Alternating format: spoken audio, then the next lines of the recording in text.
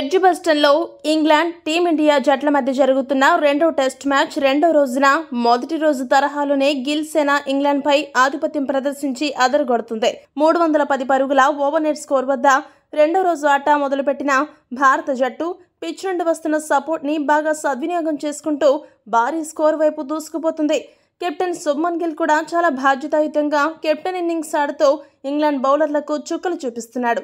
అతడికి ఆల్రౌండర్ జడేజా కూడా చాలా చక్కగా సహకారం అందిస్తూ ఉండడంతో ఇంగ్లాండ్ బౌలర్లు చూస్తూ బంతులు వేయడం తప్ప ఇంకేమీ చేయలేక నిస్సహాయ స్థితిలో నిలిచారు. వీలు చిక్కినప్పుడల్లా బౌండరీలు బాదుతూ అవకాశం లేని చోట సింగిల్స్, డబుల్స్ దొంగలిస్తూ గిల్, జడేజా 6వ వికెట్కి 203 పరుగుల భారీ భాగస్వామ్యం నెలకొల్పి ఇంగ్లాండ్కి టెన్షన్ పెంచేశారు. ఇద్దరి భాగస్వామ్యం ఎలా విడదీయాలో అర్థం కాక ఇంగ్లాండ్ ఆటగాళ్లు తలపట్టుకున్నారు.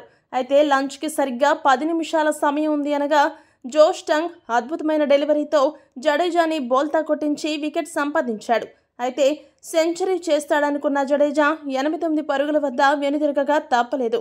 కాగా రెండో రోజు ఆరంభంలో గిల్ లేదా జడేజా ఇద్దరిలో ఎవరో ఒకరి వికెట్ ఆరంభంలో పడితే ఇండియాకి భారీ స్కోర్ కష్టం అనుకున్న తరుణంగా ఇద్దరు అడ్డుగోడలా నిలబడి టీమిండియాని మంచి లక్ష్యం వైపుకి తీసుకువెళ్లారు. ఇక మొదటి రోజు ఆటలో సెంచరీతో అలరించిన శుభ్మన్ గిల్ రెండో రోజు ఆటలో ఎక్కడా సహనం కోల్పోకుండా అద్భుతంగా ఆడుతూ డబుల్ సెంచరీ వైపుకు దూసుకుపోతున్నాడు. ఇదే క్రమంలో కొన్ని అరుదైన ఘనతలు సాధించాడు. రెండో రోజు మొదటి సెషన్ ముగిసిన సమయానికి గిల్ 288 బంతుల్లో 168 పరుగులు సాధించి అజేయంగా క్రీజులో ఉన్నాడు. గిల్ సాధించిన ఈ పరుగులతో విరాట్ కోహ్లీ రికార్డుని బద్దలు కొట్టి సత్తా చాటాడు.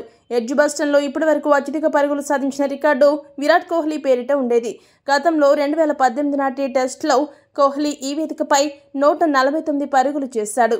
అయితే గిల్ సాధించిన ఈ పరుగులతో కోహ్లీ రికార్డుని గిల్ తిరగరాశాడు. టెస్టుల్లో 150కి పైగా పరుగులు సాధించడం ఇదే తొలిసారి కావడం విశేషం.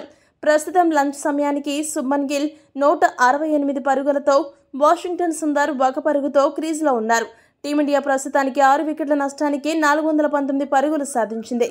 బౌలర్లకి ఏమాత్రం సపోర్ట్ లేని ఈ పిచ్పై టీమిండియా కనీసం 500 పరుగులైనా సాధిస్తేనే ఎటువంటి ఒత్తిడి లేకుండా ఉంటుంది. లేని పక్షంలో ఇంగ్లాండ్ బజ్బాల్ని ఎదుర్కోవడం గిల్ సేనకి కష్టతరమవుతుంది. అది జరగాలంటే గిల్, వాషింగ్టన్ సుందర్లు వికెట్ కోల్పోకుండా రెండో సెషన్ మొత్తం బ్యాటింగ్ చేయాలి.